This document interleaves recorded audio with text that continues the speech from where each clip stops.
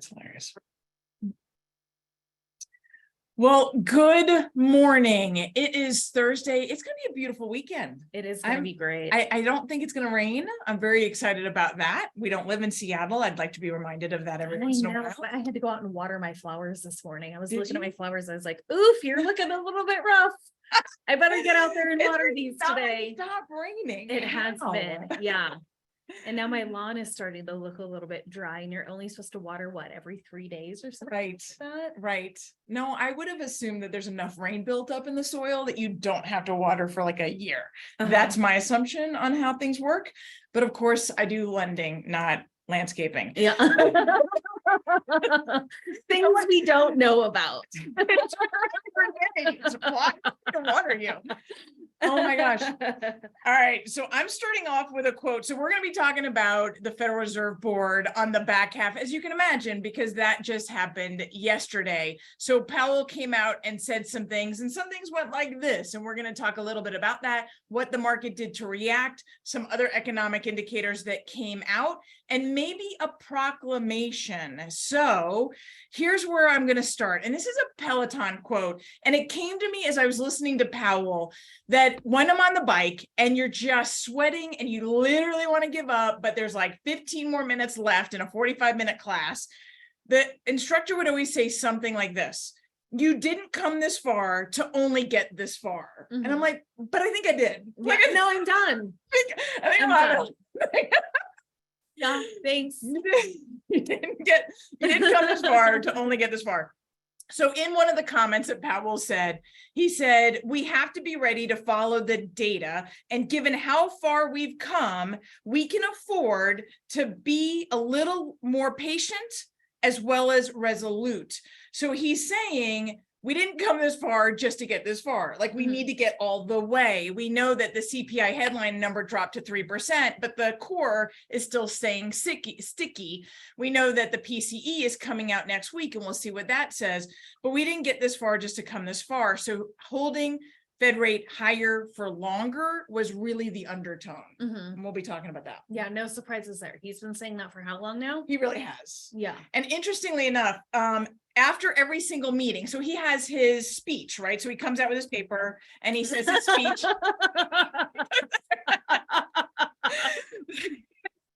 And he does a speech and then he answers questions. And they usually, after every meeting, they go, what's changed between the speech? So he takes the old speech and he just edits it. So it's almost literally the same speech every single time. And the changes this time were like 3. So he's been saying the same thing. Yeah, is really the bottom line. Yeah. So here we go. And it's going to be more of the same. And I'm going to tell you where that anticipation of a Fed rate drop got pushed out even further. So we'll look at that in the second half. Yes. Well, and it was funny. I was at a meeting.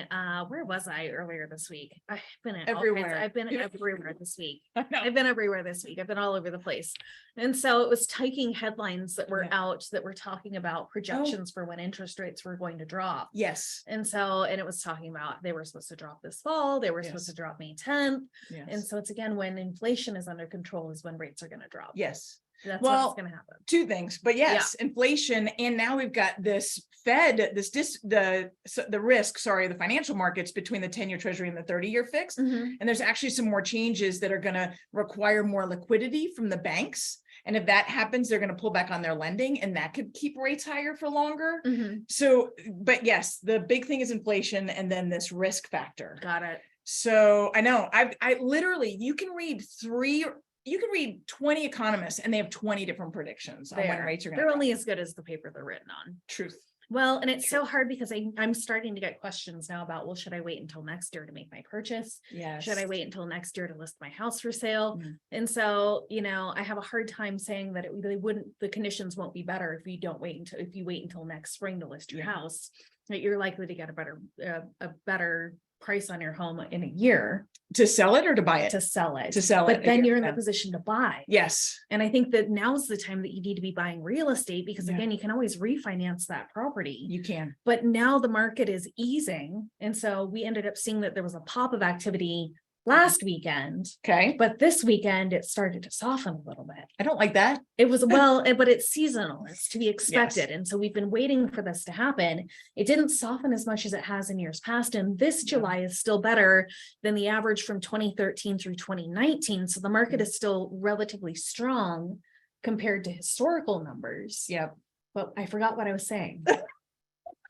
We're talking about the reasons why you couldn't tell somebody who wanted to You sell should next be buying spring. now, Yes. because the market is softer now Yes. than if you wait until next spring. But if you have a house that you want to buy, like, so if you're a sell buy, that's Uh-huh. one condition, right? But if Yeah. you already have a home, or maybe you're unloading an investment, or you're unloading a second home, Yeah. I don't know that I would unload it now, although that No, goes I'd against wait till everything. We next all need more spring. inventory, Yeah. but wait until spring. But if you're going to buy and sell, it's the same market. You're buying and selling in the same market. Yeah. Yeah. Yeah. You can't, I don't Yeah. know. It's in these conversations. Yes. I feel like I'm always talking out of both sides of my mouth. A little bit right Yeah. now. Yeah. And I was listening to a podcast this morning, and they were actually talking about the fact that we're going to see, and you were talking about this last week when we were at Agent Ignite, about this, like, we might just pull this all year long. Like, we might not see a fantastic fall, but it could just be this consistent volume that we Yeah. get through the rest of the Uh-huh. year. Right. And he was talking about that as well. Like, so in his projections, they were actually projecting a negative appreciation by the end of the year. Now they're saying it's going to be zero. They're counting on zero, and we're going to just see a consistent sales volume, a consistent interest rate. Like, it's Mhm. just we're going to float until 2024. Yeah. So Yeah. we just got to make the best of what the situation is and stay productive and active and maintain our client relationships right Mhm. now. Super important. Yeah, definitely. Well, I thought we'd switch it up a little bit this week and we'd go over some of the condo numbers. And so it's been a while since we've had a conversation about that. Since we did Agent Ignite last week. And we talked about condo markets. But we didn't talk about the numbers. But we didn't talk about the We did numbers not. for Metro Denver. So I Yeah. figured we'd go over some of the condo numbers. And I just wanted to go over Yeah. some of the baselines with you so you could see how this year compares I to like that. previous years in this real estate Yeah. cycle. And then we'll hop into just some of the brief numbers for the market update on the weekly basis so that you can see what's transitioned over the last couple of weeks. So we'll go ahead and get the condo slide all popped up. And so when I talk about this is attached single family. And so when we're talking about attached single family, what am I sharing?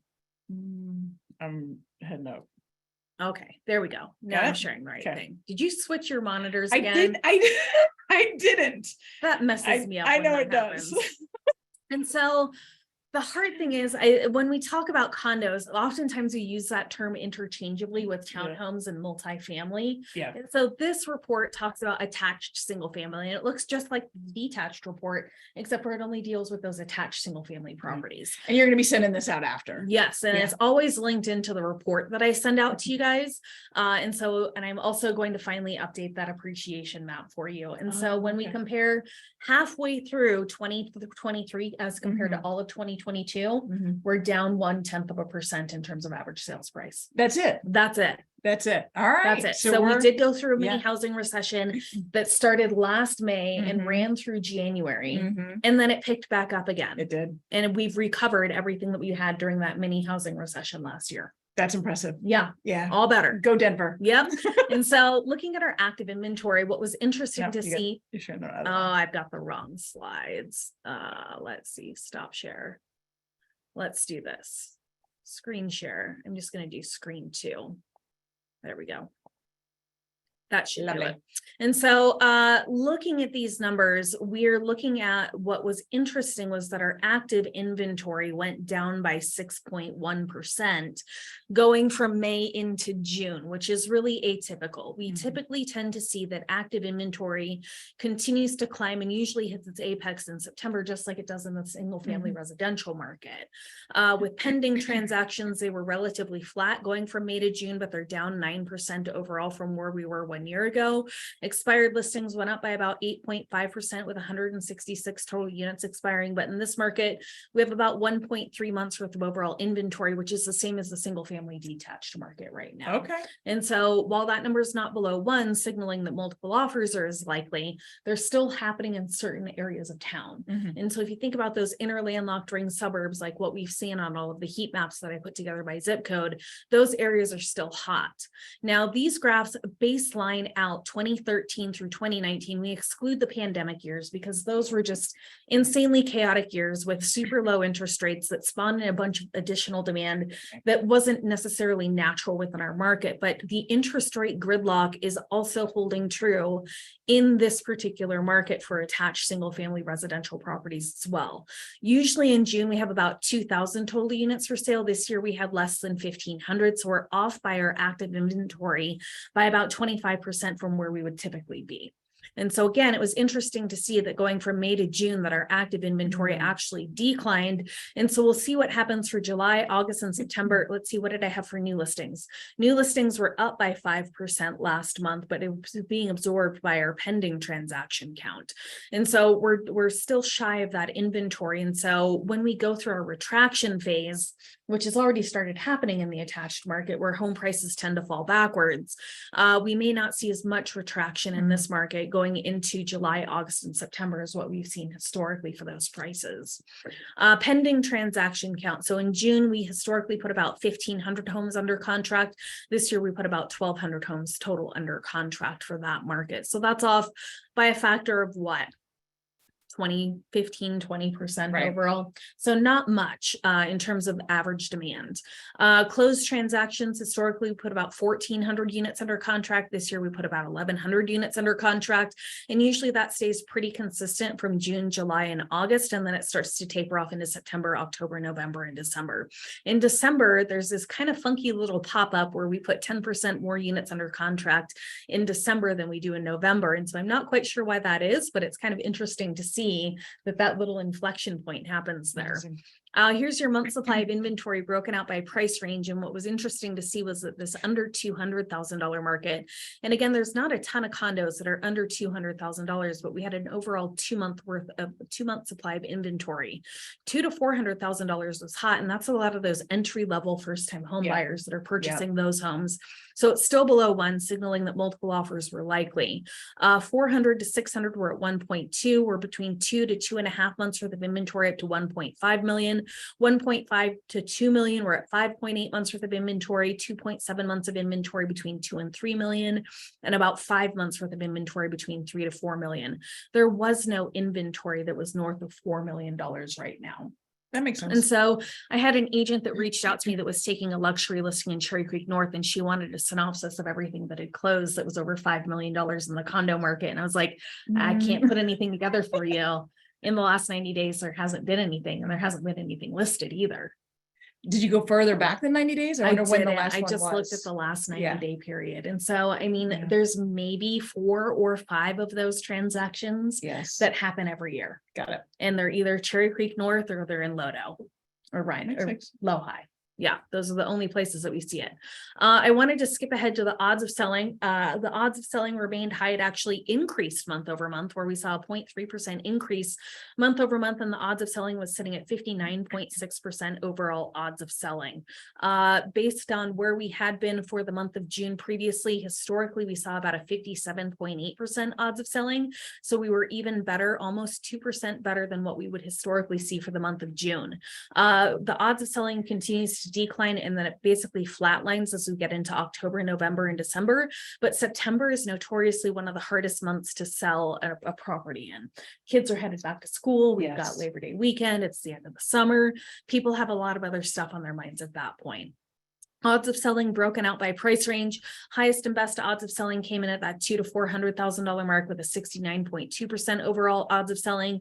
400 to 600 was at 60%, and we're bouncing around 40 to 50% for everything up to 3 to 4 million, with the exception of this $1.5 to $2 million mark. And I will tell you that the bulk of these homes fall into that Lodo market right now for those $1.5 to $2 million homes right now. Showing data, looking at this, we actually set 9% fewer showings going from May to June, with about 17,000 total showings that were set in the month of June. That meant that you were getting about 6.2 shows per property per month. Looking at shows depending, it took fewer showings to go under contract on an attached unit than a detached unit. On detached units, it took about 13 to 14 showings to go under contract in the month of June, versus looking at what's happening with attached properties, it was only 8 showings to go under contract. Do you think that that's mostly because of the lower price points, that these are buyers that are eager to get in that have been shut out? It kind of makes sense, because those are the conversations I'm having, whether it's attached townhomes or condos. It really is that first time home buyer that is tapped out. You Yeah. can't go above 400. Right. Yeah. And so these are a lot of first time home buyers right now. Days depending, kind of an interesting anomaly happened here. Our average days on market shot up to 39 average days on market, but median days on market stayed at about 8, and that was up 33% from where we were 1 month ago. But 49.5% of all these homes were under contract in 7 days or less. So I think that there was just some really old inventory that was hanging out there that ended up finally closing, that shot that number up a whole bunch. Because when we look at our baselines, historically, we see about 21 average days on market versus this month it was 39. So I'll be interested to see if that number comes back down, but you can see that average days on market tends to stretch out as we get into those winter months.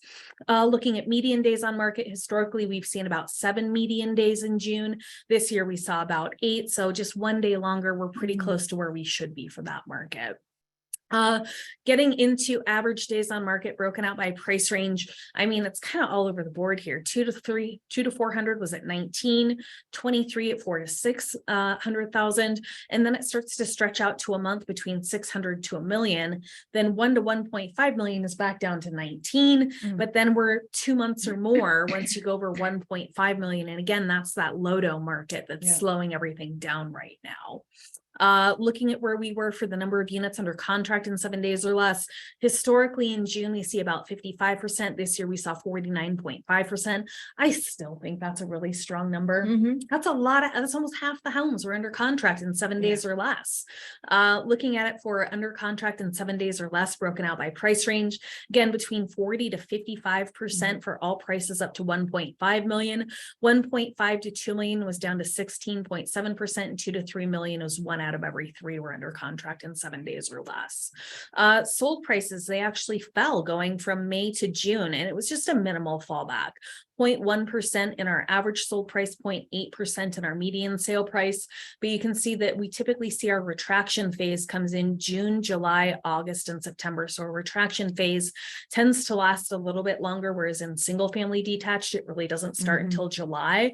And so historically, we fall back by 0.3%. We only fell back by 0.1%. So it wasn't nearly as much of a fallback as what we've seen historically. Just like all the numbers continue to talk about the resilience of the buyer, right? Like this market, we know the numbers are down, the sale numbers are down, the inventory numbers are down, the buyer numbers are down, but they're staying consistent. There's enough buyers for the inventory. Yep, there are definitely. Interesting.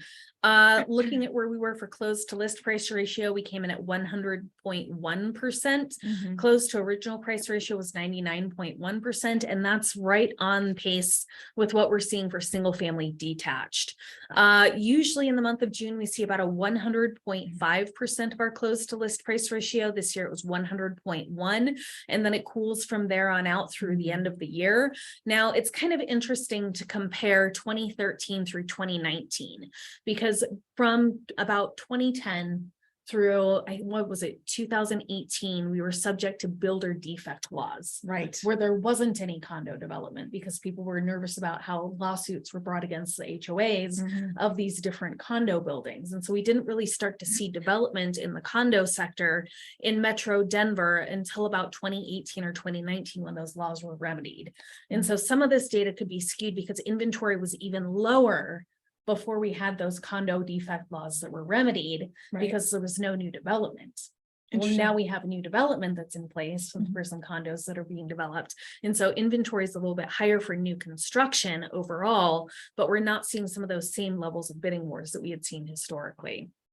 Let's skip ahead. Let's talk about multiple offers in this market. And so multiple offers in this market, we saw that 37.4% of the homes sold for over asking price, 27.9% sold for a full price offer, and 34.8% sold for under asking price. So we're almost a third. as to what we're seeing in the market And right what's now. the detached? About the same? Detached was actually, it was 41% of them sold for over asking price. Okay. Yeah, so it was little more bit stronger. competitive in the detached market. Here's multiple offers broken out by price range. The most competitive market was that $200,000 to $400,000 segment at 41.1% selling for over asking price. 39.5% in that $400,000 to $600,000 price point were selling for over asking price, and then about 25% for everything up to 1.5 million. In the 1.5 to $2 million sector, again, it looks like we only had about 3 of those transactions that closed during last month, but none of them sold for over asking price. In between 2 to 3 million, we saw 16.7% selling for over asking price.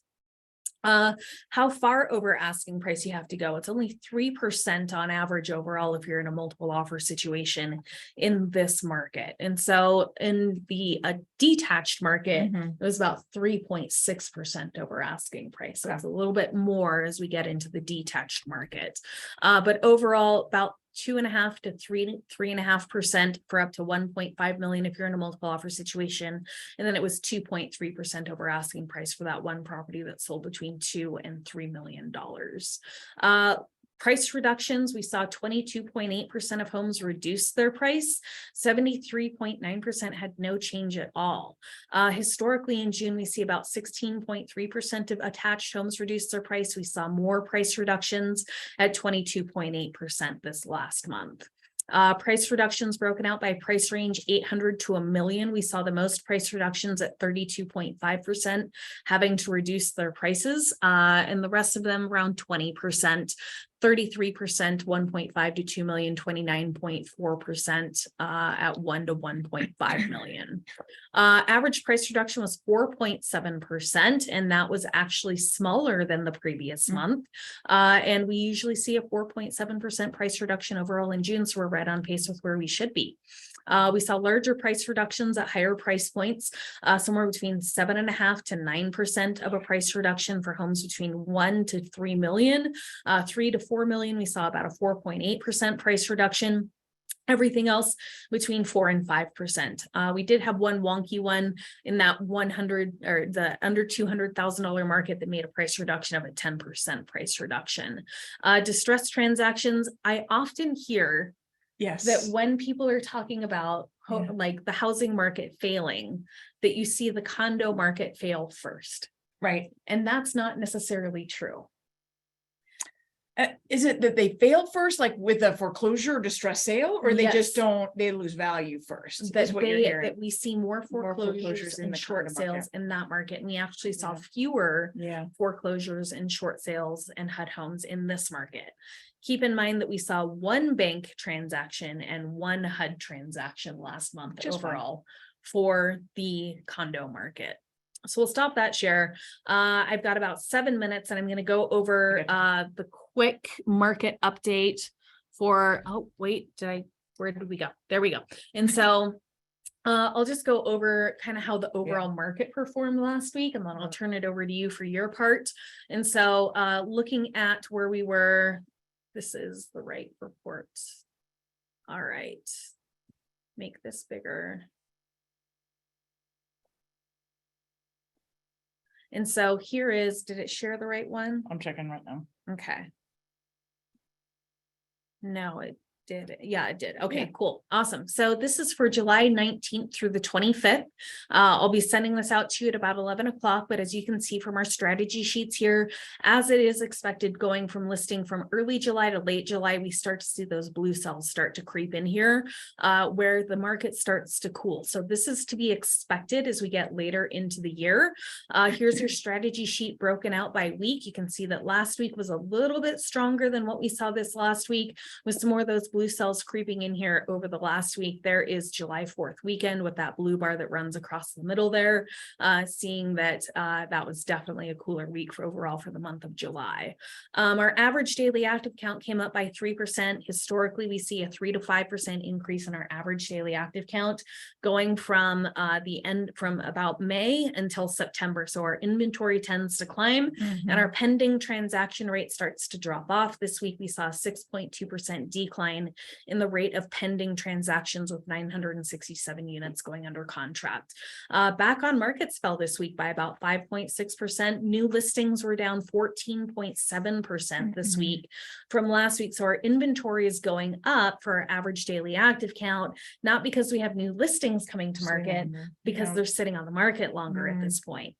Months supply of inventory this week was at 1.4, and that was up from 1.3 months worth of inventory that we saw last week, or was it 1.2? It was 1.2 or 1.3.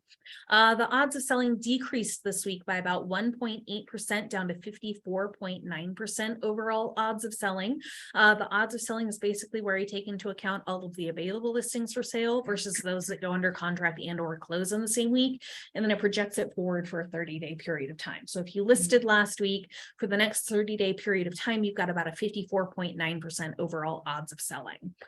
We always talk about a market in balance. And so if we were to create that magical 6-month supply of inventory, where we would have a market that's even between buyers and sellers, which would be bizarre in Denver, which would just be bizarre. I'm almost ready to just ditch this graph. The idea of it. Yeah. I'm still getting used to your graphs without all the numbers all over them. Yes, I know. I get some of them I'm like, they look so confused now.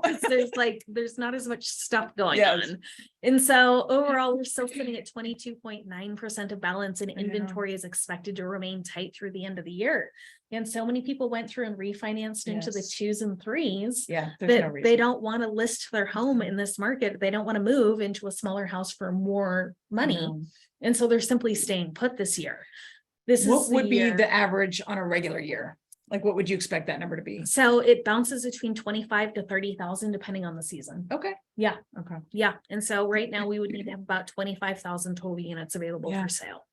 Looking at showings last week, showings fell by about 8.3% from last week, with about 12,500 total showings, which means you should have been getting about 2.2 shows per property per week. So if you're not getting your 2.2 shows per property per week, that could be your sign that you need to go through and make a price reduction. Last week, people were looking at a little bit more homes. Well, actually, it was one less home. 2.2 showings per week. 2.2 showings per Can you week. double click on how nervous the seller would be at that point? Yeah. After what we just experienced in the last 3 years. I know. Well, what do you mean I still can only expect well, 2 how showings? crazy was this? I mean, how crazy Yes. was it? We were looking at 20 showings per week. Yes. A year ago in like January and February, you were getting 20 showings per week. Now we're down to about 2.2 shows per property per week. And so, or is even more than that. It's 25 showings, almost 24 showings per week. Now You we're need to down move to up your 2.2. signs, job title, psychologist, then real estate agent. I know, right? right? It's okay. Yeah. Looking at shows to contract, it was actually went down this week. So it was about 13 showings to go under contract. So if you've had a total of 13 showings and no offers, it may be time to go through and reduce that price. Looking at median days on market, we held fast this week at 11 median days on market. We were up ever so slightly. July started weird. It did. It started weird, and I was nervous about the numbers coming in, and so it has improved. We're sitting about 11 median days on market, and that's the exact same place that we were sitting in 1 year ago at this point. Got it. Now, I don't think that we're going to see this huge run up in median days on market headed into the end of the year, like what we saw last year. I think that inventory is just too tight. Well, and last year we saw the interest rates ramped up the second half of the year, right? Yeah. They started in April, but then the second half of the year, we don't have that now. Now we're already here. People are getting used to it. Yeah. Now we're used to it. Price decreases increased week over week by about 2%. So we saw about 35% of what went under contract last week made a price reduction. We saw 2.1% increase their price, and we saw 62 to 63% with no change to their price whatsoever. The price reduction was a little bit larger this week at about a 5.2% overall price reduction, or about $43,000 off of their original price. Keep in mind, I do put this together for you in $500,000 price segments. So you can, when I send this out to you around noon today, you can always flip to your particular section and go through all of the data for your report so that you can send that off to your client to keep them apprised of what's happening in the market, so that they've got all of the data to make good decisions. So hopefully that's helpful to you guys. I actually turned it over a minute early. I almost don't know We what got to do through with myself today. We don't do that. Oh, shoot. And I just closed my presentation. Oh, no. Do you have to go into your, like, into Yeah, in no, the I'll find depths of it. your computer We to do try have and to go find into it? the depths of the computer. So now you have to tell a joke. No, Oh, I'm kidding. man. We don't do that here. We don't do I've jokes. got Do you do one, but jokes? it's an off-color joke. I shouldn't tell it. Okay. Well, luckily I got the presentation up. We don't Yeah. I don't do jokes. Well, I leave that up to Peter. Peter's my joke teller. Yes. I am not the joke teller. All right, so let's jump into the slide deck and talk about what the Fed did, talk about the other economics. We had a threefer this morning. My gosh, we've got some really strong data coming out. So I'm gonna share my screen and we're gonna jump right in here. So first off, let's talk about the Fed, because the wait is over. So much of this last week has been focused on waiting until the Fed comes out and does what we expected them to do. They did it. They did exactly what we expected them to do. It was just, what were the comments going to be afterwards? So Powell came out. The Fed had raised the Fed rate by another quarter, which puts them at a 22-year high. It is now 5.25 to 5.5. It's always in a quarter range. So I just want to click on this for a second, because what does this impact directly? Remember, the Fed rate does not impact mortgage rates directly. The Fed rate is trying to attack inflation. Inflation, as we discussed earlier, is what impacts the 30-year fixed mortgage rate, that spread between the 10-year and the 30-year fixed right now. But the Fed rate impacts everything else, right? The Fed rate is that bank rate that the Fed loans to their primary banks. And then those primary banks lend to other banks, and that's called a bank rate. And then those banks lend to consumers, and that's called a prime rate. And so it just trickles down. That prime rate is what you see HELOCs are based on, personal loans are based on, car loans are based on, credit card interest rates are based on. So that prime rate, as it's been going up from 3.25 to 8.25, and now 8.5, it's going up, and we're going to start seeing that continue to ripple through the rest of the economy, and which is what he's trying to do, is squeeze spending. I mean, that's the whole purpose of raising the Fed rate, to squeeze spending. Consumer spending is 70% of the GDP. We want to slow down the GDP. I'm going to show you in a minute. He's not successful yet. So he did the thing, and he goes, we have no choice but to keep the threat of hikes alive, right? So we don't know if there's going to be a rate hike in September or not. We know that there's not going to be one in August. They've pretty much said that. They're really looking at to September, because we want to see more data points. He's making decisions meeting by meeting. He's doing it based on data, and he's waiting to see additional months. We had a great June CPI, dropped the headline down to 3%, but will that happen again? We're not expecting it to happen again, because last year's data isn't as favorable to see those massive jumps. But what he says is, well, September raise is possible. It's like maybe no raise is possible. He goes, if the data suggests that more hikes are needed, that's what we're going to do. Boom, done, mic drop. So it's just a question of data dependent. They're really trying to step back from being forward looking and going strictly on data dependent. So it's a little bit of a shift and more of a double click on the fact that we're waiting for the data to present that inflation is indeed slowing and softening. So the market immediately pushed the Fed, dropping the Fed rate further out. So we'd expected him to start dropping. Really, some of us wanted it the end of this year. Then it started looking like it was going to happen in March. And now it's looking like it's going to happen in May after yesterday's meeting. There are no rate drops this year. The market has no expectation of another rate increase either. It sits in this range of 5.25, 5.5 until May, and then it drops. Now, remember, this is market expectation. It's not the Fed saying that this is what we're going to do. But you do know that if they raise the rates, then in September, the market's not going to like it, because the market is not counting on it. Right now, the market is counting on no further rate hikes. Although that is not what Powell's saying, but that is what the market wants. So what happened yesterday? So the 10-year dropped 3 whole bips. We kind of knew it was coming. Everybody expected it to come. We weren't expecting the 10-year treasury or interest rates to move that much, but we did see the 30-year fixed rate drop just below 7%. It had popped just above 7% with the consumer confidence numbers coming out so strong. Then when he came out and he did what it was expected to do, it just dropped right below 7%. It's just been staying in the same range.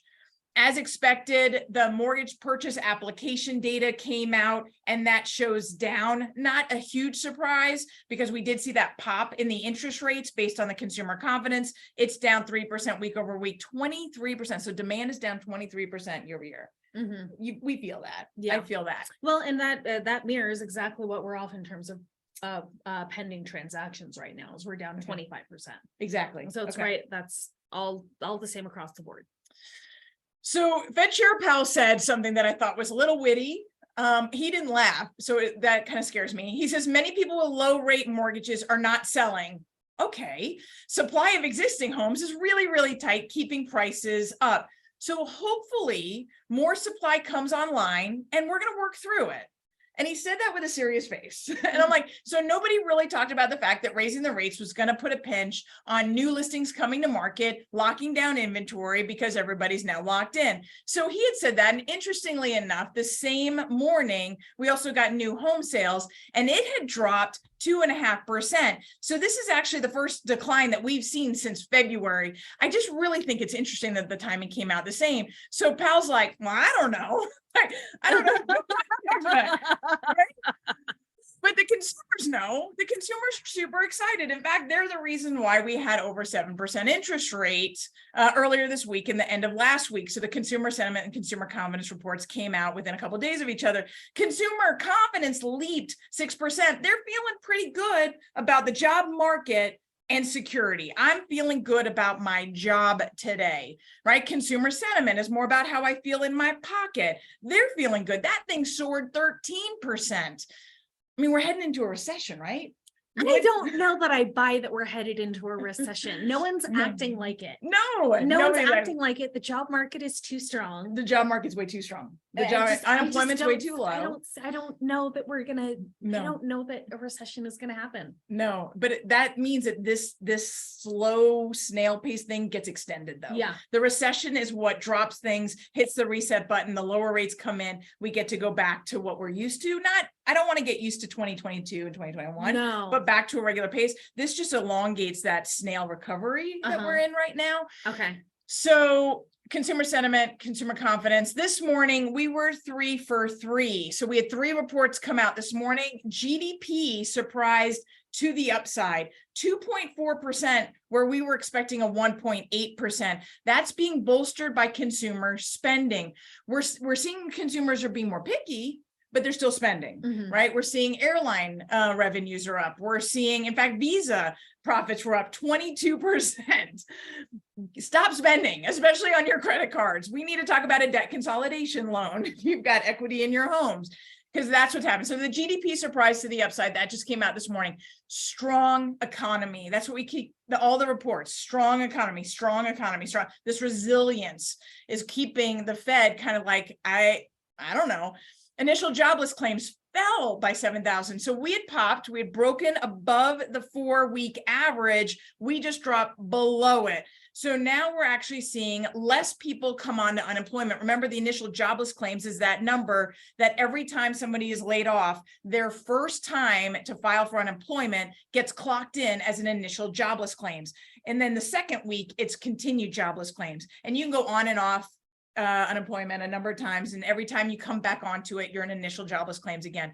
So that number is coming down. So all the layoffs that we're continuing to hear about, especially in the IT field, some of those bloated companies from COVID and the pandemic are now right sizing. Those people are quickly finding new jobs. Now, I've had people ask me like, but my friend or my kid or my spouse isn't finding a new job quickly. I'm going to tell you that the jobs are different, right? We're seeing a lot of loss of jobs, maybe in manufacturing and maybe IT companies, and they're moving over to services companies. So you got to start expanding what you're looking at if you know somebody that's out looking for a job, because the jobs are there. They just might be different than what you've been doing. In fact, I'm talking to a ton of people. Of course, in lending, we get that, well, I just changed industries. You know, I just left IT and I went to hospitality. I just left technology and I went to whatever else. And can I still qualify for a loan? So I'm having more of those conversations than I have in the last number of years. Durable goods crushed it. Durable goods. So these are the things like washers, dryers, airplane engines, like big ticket items, durable goods. They were expected to be up 1%. They were up almost 5%. Massively strong economics, the continued resilience, right? We're seeing everything starting to slow down. Consumers are spending a little bit less, but they're still spending. They're getting a little bit choosy. We're seeing durable goods was expected to slow down. It actually popped. So to see that kind of numbers, of course, the market is not loving that this morning, but we're continuing to watch that throughout the day. So the staff, Powell did not come out saying this, but the staff came out saying, we're no longer forecasting a recession. So there it is. There it is. There it is. There it is. That So soft landing. It actually happened. Yes. So they might just have engineered. In fact, the entire CNBC conversation this morning was talking about, did Powell engineer a soft landing? Like, did he do it? Did this happen? Did he do it on purpose, or was it an accident? Right. But either way, this idea of we're no longer forecasting, meaning I give up. Like, we can't crush jobs, because if you remember, Powell was like, this is going to hurt. This is going to hurt households. This is going to hurt employees. This is going to hurt the self-employed, right? We need people to lose their jobs so they stop spending. So it wasn't initially just about the job, but you've got to start to curtail spending. So now he's like, it can't be done. Jobs continue to be strong. The economy continues to be strong. Consumers continue to spend. We're forecasting no more recession. So we'll see how this plays out. Again, a forecast is only as good as the paper it's written on. Mortgage delinquency just came out this week as well, and it hits a record low, which totally dovetails into the numbers that you were just talking about with the foreclosure numbers. So mortgage delinquencies continue to be low. Interestingly enough, you stack this on top of the fact that you've got 40% of Americans, of households, don't even have a mortgage. You've got the large percentage of people who are locked in under 6%, 5%, 4%, 60% are locked in under 4%. You've got this strength of the job market, the consumer sentiment, the consumer confidence is strong. The initial jobless claims is low, meaning people are finding new jobs right away. The delinquency numbers are low. And now you also look back at the credit availability. It has been harder to get a loan than it has a decade ago, right? I mean, nobody can argue that. And it continues to stay there. So every time it was starting to release in 2019, and then in 2020, we saw that crunch because we saw the pandemic, and all of a sudden a lot of people couldn't get loans, and it's not really lifting yet. So that credit availability on top of all the equity, on top of the safety and stability, like we talk about affordability, homeowners are not having an affordability issue. Like, they're just not, right? They're safe, they're secure, they're going to hold on to that home. They're not going to sell that home to become homeless, right? So you've got this massively safe real estate market. Anyone that's still talking about a bubble, send them my way. Like, please, like, I've got all the data, right? And I'm giving it all to you to start using these charts and show them that there's no bubble coming. In fact, in the last DMAR market trends report that I had talked about, we talked about the economy and we talked about affordability specifically. Yes, median prices were down a little bit, but interest rates were up and property taxes were up, and all of that is impacting these new home buyers, which is why we wanted to start talking about the condo market more, because we're seeing that under 400 sale price be in the attached, right? Yep. It all lines up. You've got to know who your target is. You got to know what messages. You got to find those winners in that market because they are there. They just might not know what to look for. So I had the question. I didn't bring it up because I didn't know the answer. How much had insurance gone up? So I'd done some digging and I wanted to bring that up as well because we know property taxes went up 44% because home values went up 44%. We know interest rates are up 1.5%. So here's some numbers on insurance. So the average premium in Colorado jumped 23% last year alone. 76% of the insurers are pulling out of the market. They're either decreasing the number of insured or they're pulling out of Colorado. Colorado's number 2 across the country for hail claims, number 3 for the risk of wildfire. We're not in a cheap state. Great. I don't care what you look at. We're not in a cheap state. The hail has been so It's bad so this year. bad. I was looking at my plants and it's funny as they grow because all the original shrubbery is like It's got, completely potholed. beat up. And all the new stuff looks beautiful and green, and like, it looks so weird. You this got to year. start clipping off the bottom It stuff. looks so bad. Well, moth-eaten. yeah, I need to Yeah. Google if I need to clip those off or if I Yeah. can just leave them. I didn't know what to do. Eric Long, my sales manager, showed me a picture yesterday. The hail just ripped up his siding on one of his rentals. I mean, it looked no. literally like somebody took a shotgun to it. No. Well, and we're Uh, getting into monsoon season on top of it. So it's just, we'll see Yeah. what happens. We'll Yeah. see. More rain to come. So more, More rain to no more come. rain. I'm done. No more Yeah. rain. All right. So insurance went up 23 last year alone. Here's a little bit more of a specific number. So the average cost of the homeowner insurance in Colorado is $2,300 a year, or roughly $194 a month. And that's on a policy of 300,000. I think a lot of people are underinsured because the median home price is 600,000. So you have a lot of people that have not increased their insurance yet when you're talking about this. So this is 32% higher than the national average. We are a high cost insurance state. And interestingly enough, so over the since 2019 to 2022, we've increased 51% total. That's 11.5% on average. But of course, we know the last year was a big jump all by itself. So there are the numbers for that. Trying to fight it even a little. I don't know how successful this is going to be, but even a little. We've been talking about this a lot. I just wanted to make sure that you guys knew that the jumbo now has a 2-1 and 1-0 buy down. As we see rates drop, That's great. as we see competitive markets, we That's know great. the prices are going up. Now you can do a temporary buy I was down. totally stoked to see that when you put that out there. I was Yes. like, yes, finally. I was very excited. So we're starting to do more and more of those. Very cool. And then, of course, we talked all week about this, and a couple of people said, can you talk a little bit more about it? I'm just going to spend a couple of minutes on this.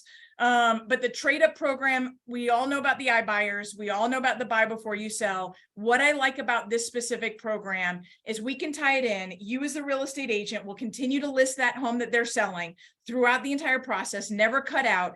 If you can sell that property before the new home close date, then you have no cost associated with reserving the funds for the program. Super cool. That's different, right? Super cool. So it's a risk-free if you can get it closed. So it's a nice to have so that you can do a non-contingent offer. And if you need it, it's a 1.9% convenience fee. And then there's a holding cost, but you no longer have the mortgage because they pay off the mortgage. Here's the best part. So I no longer have to qualify for 2 homes, just the one. That's right? great. It's a win-win. That's great. It's a win-win. All right. And you guys need to make sure that you RSVP and sign up. We're going to be back at Rag and Bale. Megan will be yelling at the woman behind the I know, to click the slide. I hate turning over my slide advancer to somebody else I know. because I go back and forth between different stuff. Next My slide, mind, please. like, Next next slide, please. 5 slides, 6 slides. No, No, go back 4 one. slides. 4 slides. Never mind. Just give me control. Oh my God, that was so funny. and Oh not my funny at the same time. God. Painful. But we are back at Rag and Bale. I love that space. It's super quaint. It's right by Meow Wolf, which that place is freaky. I Yeah. don't like that place. I haven't Do you been in like- there. You haven't been in? I haven't been in there. All right, so that place is freaky. If I might do that. You know, we got surgery tonight. Maybe tomorrow I'll be all drugged Feeling up. pretty Maybe I good. I'm not doing it. So make sure you RSVP and join us.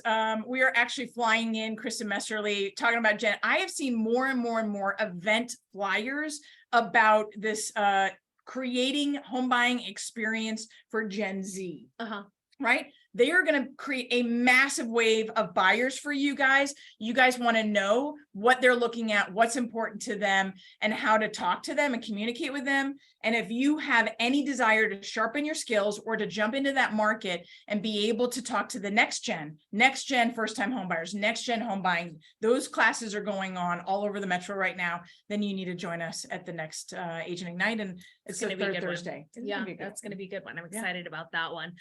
We've got 5 questions down here at the bottom, so you should probably pop those open. Megan, in markets that don't fit within your data set, where is the most accurate website to pull showing data?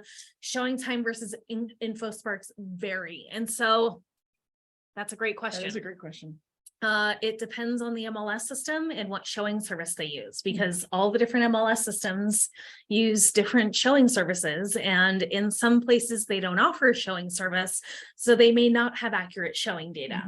I use a combination of InfoSparks, which is showing time data, and I use a combination of going into showing time in order to pull that data. Okay. Now there's also Broker Bay. And so Broker Bay is it's a little bit more challenging for me to pull information out of, and I can't quite get as granular as I can in InfoSparks. And so it's showing data is really hard to come by. And so I'm sorry I don't have a better answer for you on that one. I have a seller worried about rates and the market. They priced high to begin with. We've lowered the price 3 times and finally, in my opinion, are within market value range. They are wondering if we drop further because of rates. Given that context, what would your general advice be for sellers who've been on the market for some time, knowing the market is retracting? If they're in a position where they are motivated to sell this year, we all know that there are 3 things that sell a home. Yeah, there's the condition, the location, and the price. And depending on their motivation, if they have to sell this year, they may need to consider another price reduction. And if rates are higher, to improve their buyer pool. If they reduce their price, that will enhance their buyer pool. And so it really depends on what price the home is at and where you are located, which will dictate what that price reduction should be. And I can help you with an analysis for that if you email me some more information. My email address is maller, ALLER, at firstam.com. And I can take a look and see what that is. But the problem is that, if you take a buyer out and you show them a home that's been on the market for 3 weeks, what do they say? What's wrong with it? What's wrong? How many did you say had price increases? Was it 2%? 2% made price increases. So do that. Yeah, no. Take it off the market, redo the kitchen and do a price increase. Yeah, it makes me crazy. Don't listen to me. I would look at those and I'm like, what is this? Why are we increasing prices? I heard an analyst say we're in a rolling recession where different sectors of our economy are feeling a recession at different times. I would agree with that. I would agree. Housing felt that last year. Yes. And we felt it a little bit. I mean, it's just, everything's slow. It's sloppy. Yeah. I just feel like uncertainty is slowing everybody's decision-making down right now. But the economy's not slow. Yeah. And so Peter Roth said, I got you. Thanks, Peter. We like Michael Phelps, Peter. Just saying. Do both properties for a trade up need to be in Colorado? As far as the trade up goes, no, they don't. No, we've got access to multiple states with the program. What does it cost for the buyout program if the house does not sell before the other closing? The 1.9 convenience fee. FYI, Remax Professionals is going back to showing time. Interesting. And so I have seen some people go to Broker Bay and then end up firing right back to showing time. Yeah, so that's been interesting. Someone told me 2.9% of the purchase price. It's 1.9% of the purchase price. Do you have any trend for the appraised value versus offered list price? We offer at list price, and then low appraised value have shown up for my buyers since May. Price range 200,000 to 400,000 and 750,000 to 800,000. Nicole, you see more appraisals than I do. So okay. So as far as, do we have any low appraisals? Yeah, I think that's what the question is.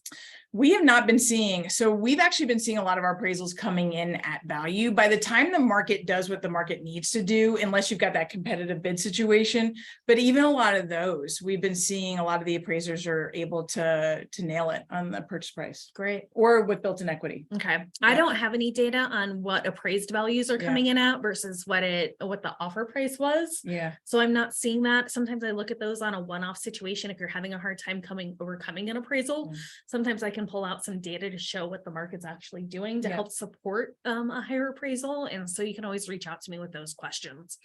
We're going to end 7 minutes early today, guys. It's a beautiful day outside. It's a beautiful day. We need to get Nicole off to surgery, so send her some love today. Yes. And so thank you so much for tuning in. We will be back. Are we doing it next week? We had talked about not doing it next week. We talked about not doing it. You want to take a break? There's 5 weeks. There's 5 Thursdays. Yeah. Let's take a break next week. The reports will go out as usual, but we'll take a break, and the luxury home tour is next week. So I like to go and look at all the big fancy houses. So I'll probably go on the luxury home tour next week. Can I help with you? Is it a +1? Yeah, totally. It's great. It's the Colorado Luxury Home Tour. I think it's $250 to join. Wow. And so it's great. And it's all you're looking at listings that are all over $2.5 million. It's fantastic to go to. Do you take pictures? I want to do this. I want to do that. Some of them you can, and some of them allow pictures, some of them do not. It depends on the listing. I'm just thinking to take home. And I all the know. upgrades. These you are all wanna do. my ideas, Yes. right? Awesome. And so we'll be back at it in Yeah. 2 weeks.